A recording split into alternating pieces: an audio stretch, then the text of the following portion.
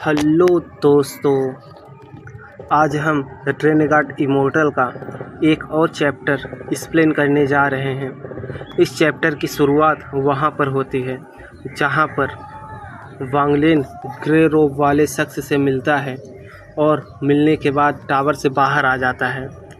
बाहर आने के बाद अल्सियर ने वांगलिन को बताया कि वह दूसरा ग्रे रोब वाला शख्स दरअसल उसी का ही रूप है जिसे उसने बहुत समय पहले साधना के दौरान अलग कर दिया था। इसके बाद अल्सियर ने वांगलिन को एक बैंगनी अंगूठी दी और कहा, ये तुम्हारी जान बचाएगी। इसमें इतनी शक्ति है कि यह लेट स्टेज असेंडेंट कल्टीवेटर के 2 पूरे हमले झेल सकती है, लेकिन अगर तुम संप्रदाय के नियम तोड़ोगे तो इसकी शक्ति कम हो जाएगी। अंत में वांगलिन ने गुरु से बाहर जाकर प्रशिक्षण की अनुमति मांगी। गुरु ने कहा, तुम केवल मैसेंजर बनकर ही बाहर जा सकते हो। ये टोकन लो और रैंक 6 से नीचे का कोई भी देश चुन लो, लेकिन 3 महीनों में ईस्टर्न डेमन-सी जरूर पहुंचना। प्लेनेट तियानियून कल्टीवेशन अलायंस का एक रैंक 7 प्लेनेट है और बाकी रैंक 7 प्लेनेट से इससे अलग बनाता है। यहाँ मौजूद महान अल्सियर की ताकत इतनी सम्मानित है कि कल्टीवेशन अलायंस में भी उसकी सीट है। आमतौर पर रैंक 7 प्लैनेट्स के सभी बहुत सारे रैंक 6 प्लैनेट होते हैं, लेकिन टियानयून के अधीन केवल 5 हैं: heaven, earth, human, life and fate. इन 5 प्लैनेट्स को जोड़ने के लिए एक विशाल ट्रांसफ़र एरे है, लेकिन इसे एक्टिव करना बहुत महंगा है। इसके अलावा टियानयून के चारों ओर छोटे छोटे प्लैनेट भी हैं जो बड़े कल्टीवेटर्स की पर्सनल कल्टीवेशन केव्स हैं। तियानयून के एक्सट्रीम ईस्टर्न हिस्से में हेवनली फेट सेक्ट का कंट्रोल वाला एक बड़ा ट्रांसफ़र एरे है और उसकी सुरक्षा जाओ सी करता है। झाओ सी ग्रीन डिवीज़न का 5th जनरेशन डिसाइपल है। सोल फॉर्मेशन के मिड स्टेज तक पहुंच चुका है और हेवनली फेट सेक्ट का डिसाइपल होने की वजह से लोग उसे सम्मान देते हैं। वह भविष्य में सोल ट्रांसफॉर्मेशन और असेंडेंट बनने का सपना देखता है।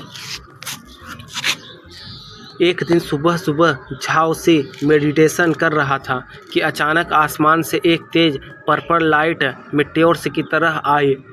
यह कोई साधारण कल्टीवेटर्स नहीं था, बल्कि वांगलिन था। उसने पर्पल रोब और कमर पर पर्पल डिवीज़न का टोकन था, जिस पर साफ साफ 7 लिखा था। झाओ से तुरंत पहचान जाता है और सम्मान से खड़ा होकर बोलता है, green division 5th generation disciple Zhao से। Green purple division 7th ancestor Zhao Xi के मन में डर भी था, क्योंकि वांगलिन पहले ही अपने 3 किलिंग स्पेल और डेमोनिक ऑरा की वजह से मशहूर हो चुका था।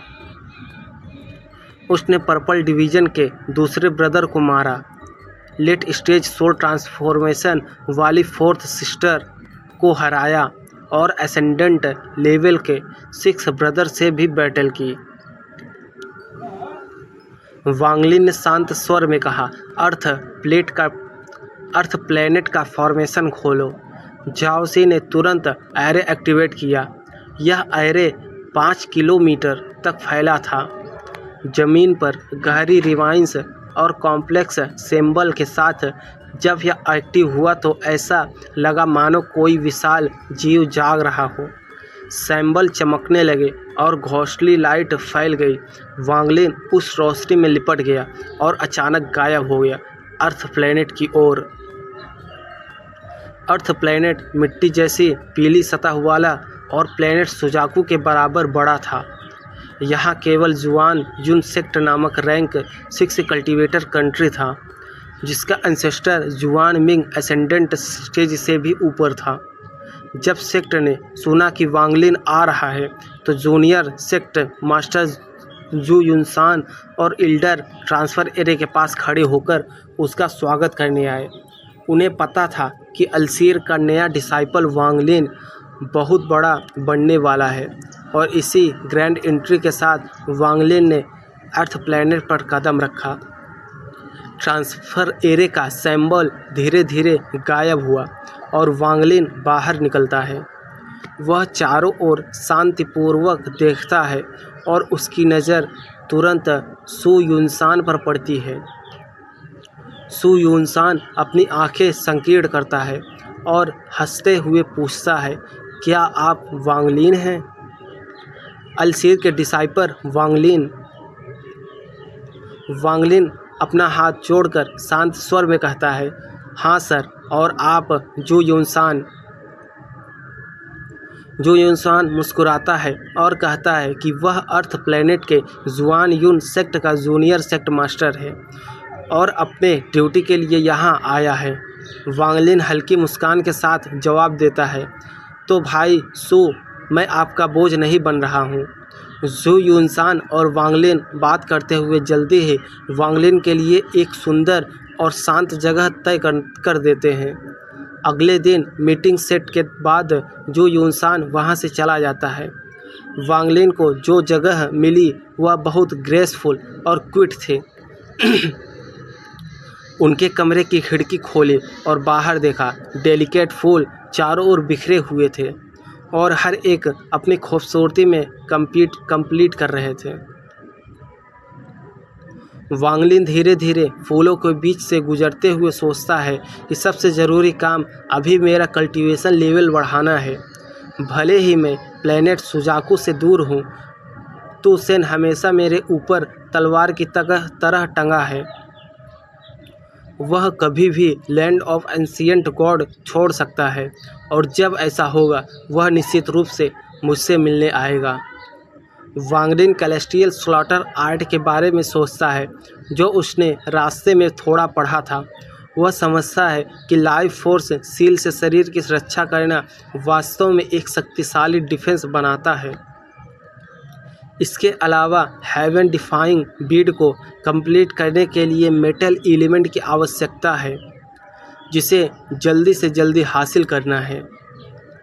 वांग लिन अपनी नज़रें दूर दूर तक वॉइड में डालकर प्लैनेट सुजाकू की ओर देखता है। 2 दिनों तक वांग लिन जुआन युन सेक्ट में रहा। इस दौरान जू युनसान अच्छा बातचीत करने वाला साबित हुआ और दोनों एक दूसरे को समझ गए। इसके बाद जू युनसान वांग लिन को लिंग यू के रैंक 5 कल्टीवेशन कंट्री की ओर ले जाता है। ली यू पहले से ही जानता था कि पर्पल डिवीज़न का कोर डिसाइपल मैसेंजर के रूप में आने वाला है और पूरे देश ने उसकी स्वागत की तैयारी की थी। जब वे लिंग यून के बॉर्डर पर पहुंचे तो जू युनसान ने हल्की मुस्कान के साथ बताया कि यह देश बहुत बड़ा नहीं है, सिर्फ 4 सेक्ट हैं, लेकिन यहाँ बहुत सारे स्पिरिट आइटम मिलते हैं और यह प्लैनेट पर प्रसिद्ध है। वांग लिन और जू युनसान तेज़ी से बॉर्डर पार करते हैं और जल्दी से देश के सेंटर में पहुँचते हैं, जहाँ एक हेवन असेंडिंग टावर है। यहाँ सभी मैसेंजर रहते हैं। टावर के बाहर 100 से अधिक कल्टीवेटर्स खड़े थे और हॉरिजॉन से 2 तेज रेज ऑफ लाइट आती है, जो साउंड बैरियर को भी तोड़ देती है। सभी कल्टीवेटर सम्मानपूर्वक सिर झुकाते हैं और कहते हैं, हेवनली फैट सेक्ट के लॉर्ड मैसेंजर और जुआन यून सेक्ट के जूनियर सेक्ट मास्टर का स्वागत है। जू युनसान जल्दी से विदा लेते हैं और वांग लिन अकेला स्काई में रह जाता है। वांग लिन धीरे धीरे टावर के बेस पर उतरता है और कल्टीवेटर से कहता है कि मैं मैसेंजर हूँ, लेकिन मैं आपको परेशान नहीं करूँगा।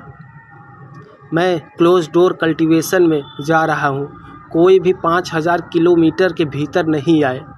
आप सभी कल्टीवेटर्स थोड़े चौंकते हैं, लेकिन जल्दी ही समझ जाते हैं और फैल जाते हैं। टावर के बेस पर जो ओल्ड मैन था वह लगभग एसेंडेंट स्टेज में था। वह भी वांग लिन को देखकर वहां से चला जाता है।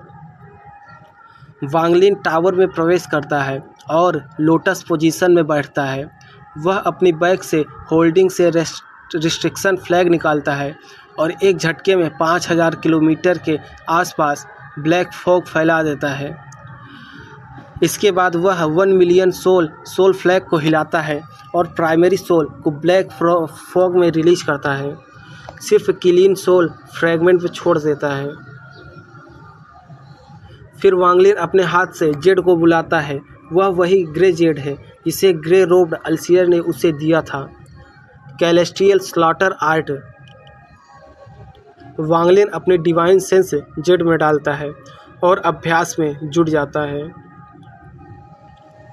1 महीने में लिंग यू के सेक्ट यह नहीं समझ पाए कि यहाँ की नया मैसेंजर कौन है।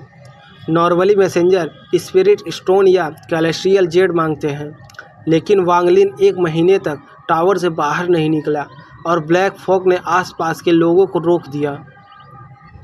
कुछ सोल ट्रांसफॉर्मेशन कल्टीवेटर्स ने क्यूरियोसिटीज दिखाई, लेकिन 1000 फीट अंदर जाकर सब क्विकली रिट्रीट कर गए। 1 महीने और आधे में वांगलिन कैलेस्ट्रियल स्लॉटर आर्ट का अभ्यास करता रहा। मतलब 1.5 महीने तक वांगलिन कैलेस्ट्रियल स्लॉटर आर्ट का अभ्यास करता रहा। ब्लैक फॉग में लॉर्ड विस्टिंग साउंड से थंडर रोअर सुनाई देने लगे, जिससे लिंगयू के कल्टीवेटर्स की क्यूरियोसिटी बढ़ गई। अंत में वह ओल्ड मैन जो असेंडेंट स्टेज के करीब था, वह खुद जाकर सिचुएशन देखना चाहता था और वापस आकर एरिया में किसी को 5000 किलोमीटर के अंदर न जाने का आदेश दे देता है। मतलब वह ओल्ड मैन अंदर जाता है और उसके बाद बाहर आकर 5 किलोमीटर के अंदर के पूरे एरिया को सील कर देता है और किसी को जाने की अनुमति नहीं देता है। उसके बाद वांगलिन इस समय पूरी तरह कैलेस्ट्रियल स्लॉटर आर्ट में इंगोस था। यह आर्ट लाइफ फोर्स सील पर आधारित थी और इसे मैस्ट्री के लिए धीरे धीरे एक्सपेरिमेंटेशन और स्लॉटर की ज़रूरत थी। उसने फैसला किया कि अब इसे क्विट में समझना संभव नहीं है, मतलब अब इसे जल्दी से समझना संभव नहीं है, इसलिए इस स्लॉटर को समझने के लिए बीच की अभ्यास करना पड़ेगा। यह रियलाइजेशन के साथ वांगलिन उठता है और 1 कदम बाहर रखता है और टावर से बाहर चला जाता है। टावर से बाहर आने के बाद 10,000 फीट हवा में तैरने लगता है और उसकी आंखें आगे की तरह चमक रही थी। उसने दाहिना हाथ उठाया और चारों ओर का काला धुंध उसकी ओर दौड़ने लगा, जैसे बाहर की सीमा उसे खींच रही हो।